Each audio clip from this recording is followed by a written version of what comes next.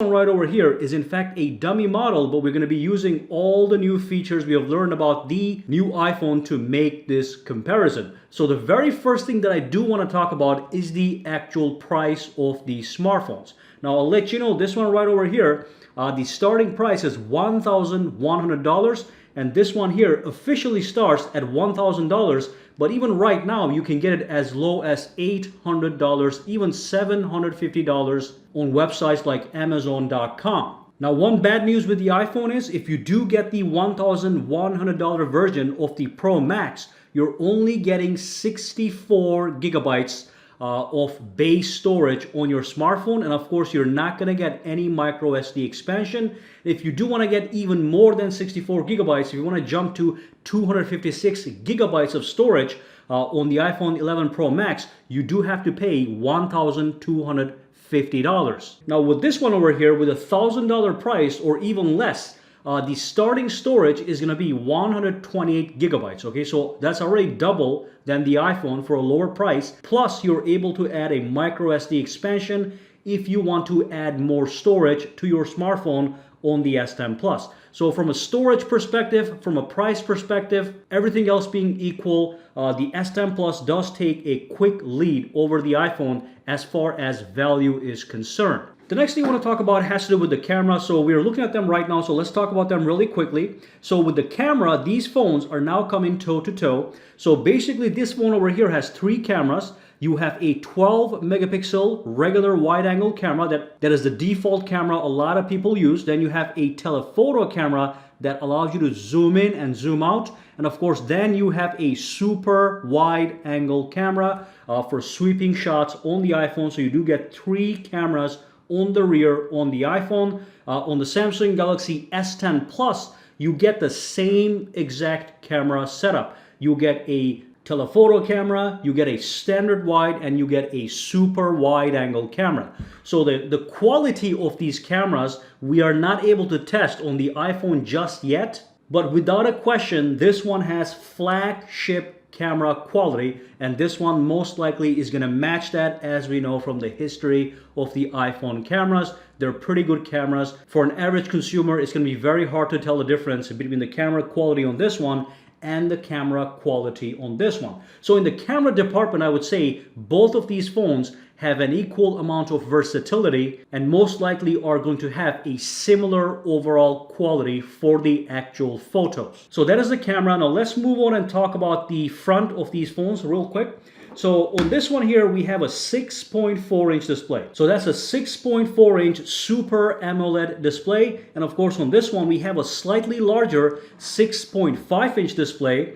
And that's also an AMOLED display. Now let me just push this aside for a second. And here's the iPhone XS Max. So the iPhone XS Max and the iPhone 11 Pro Max are going to have the same exact screen size, as you can see, with the same exact notch size. So there's not going to be any difference, 6.5, 6.5. So you can actually see it side by side. This is exactly what the phones are going to look like side by side when you look them in real life. Now, when it comes to the screen quality of these smartphones, I'll let you know right off the bat, the iPhone XS Max already has a very high quality display, and so is the S10 Plus. And of course, the iPhone 11 Pro Max is going to be slightly even better than the iPhone XS Max. So do expect a slight upgrade in display quality. But when we compare the two side by side in real life, it is going to give us a very similar experience with really nice color accuracy and maximum peak brightness. So that's the screen. Now, the biggest thing with the screen, of course, is the way they are presented. So with the iPhone 11 Pro Max, you are going to be getting a notch on the front right over here. With the S10 Plus, you are getting a pill-shaped cutout on the top right. So in my opinion, of course, I would prefer this one over here because it is a little bit less intrusive. With the iPhone with the notch, it does seem a little bit outdated at this point. It's been 3 iPhones already with this notched Face ID display. Now, of course, the notch does hide a really nice feature here. So when we turn this off and turn it on, I can unlock this with my face immediately. But again, with the S10 Plus, we do have some futuristic technology. So when I turn this off and double tap over here, I can log in with my finger, okay? So the fingerprint sensor is built into the display on this guy. With this one, you have the Face ID system that is built into the actual notch, all right? So this one does seem a little bit more futuristic, being able to hide stuff under the display. But regardless, both the Face ID and the fingerprint are highly secure and work perfect. Now, a couple things the Samsung Galaxy S10 Plus does have that the iPhone doesn't have. First and foremost is the headphone jack. Now, both phones do have stereo speakers, and both of them are going to support Dolby Atmos sound. So that's going to be fantastic. You're going to get really nice sound experience with both of these smartphones. But if you are somebody that is interested in a headphone jack, then you do want to take a look at the Samsung Galaxy S10 Plus, because it does still offer the headphone jack at the bottom right over here, which the iPhone hasn't had it for a while. So that's one thing extra on this phone. The other thing on this phone is actually the fact that it has wireless power share feature. So I can use the back of this smartphone to charge other smartphones or accessories. So I can grab an iPhone and I can put it right over here, and this phone can charge this phone wirelessly using the back of this product right over here, which is known as the wireless power share feature. And of course, the iPhone 11 Pro Max does not have that feature. So no headphone jack, no reverse wireless charging. So it seems that the S10 Plus is getting a bit of a lead as far as overall features are concerned. Now, I do want to talk about the build quality real quick. Both of these phones have amazing build quality. The one thing that the iPhone has that's a slightly better over this one is the fact that the metal frame around the iPhone, this one right over here, 11 Pro Max, is made out of stainless steel, which is in fact harder than the material that we have here. The band around the edge is in fact aluminum. So when it comes to build quality, the iPhone is slightly tougher than the S10 Plus. And of course, the iPhone does have its own advantages over the S10 Plus, but it comes in the form of the ecosystem. So we do know that the iPhones, if you are into gaming, if you want a smoothly running app ecosystem, you might be better off with the iPhone. If you're already an iPhone guy and you're invested into the iPhone ecosystem, then there is no problem considering the iPhone 11 Pro Max. You get the latest from the iPhone and you're fully integrated into their ecosystem.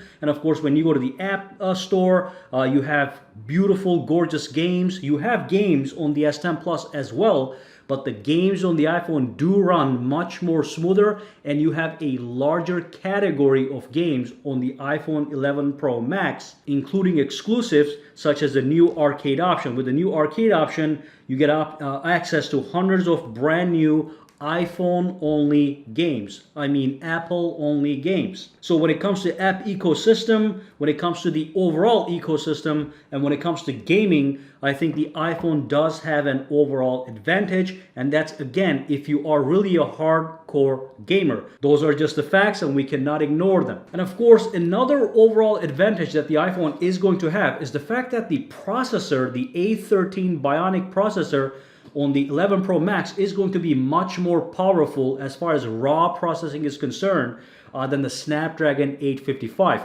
Even on the iPhone XS Max, the A12 is already slightly faster than the Snapdragon 855.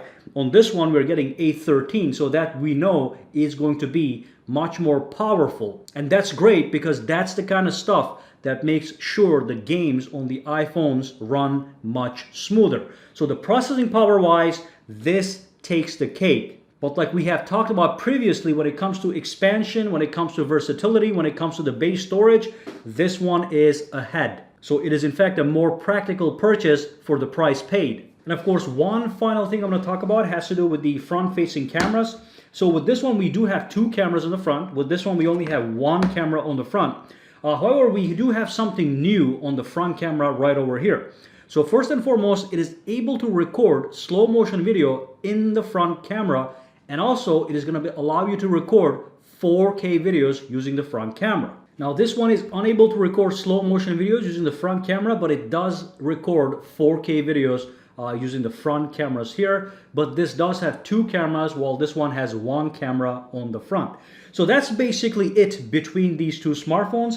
Like we have talked, The Samsung Galaxy S10 Plus certainly has more available features and a lower price tag and more benefits when it comes to storage expansion, the base storage, the fact that it has extra features such as the wireless power share where you can charge your phone on the back of this phone. You also have the 3.5mm headphone jack and a bunch of other things, while this phone over here does give you better app ecosystem and a more powerful processor. When you look at these facts side by side, I would have to say only if you are truly an Apple guy and you're going to be in the ecosystem and you're going to be playing a lot of games should you buy this phone. But if you're looking for a phone, in my opinion, that's even better designed, better looking, has many more features, and of course still is a top level flagship smartphone, and having the lower price, you would have to go with the S10 Plus. It simply makes sense financially and practically. So my initial conclusion, if you're in the market to choose between the two, go with the S10 Plus, pay less, get more. So drop your comments down below and let me know what you guys think. If you were in the market between these two, which one you would choose,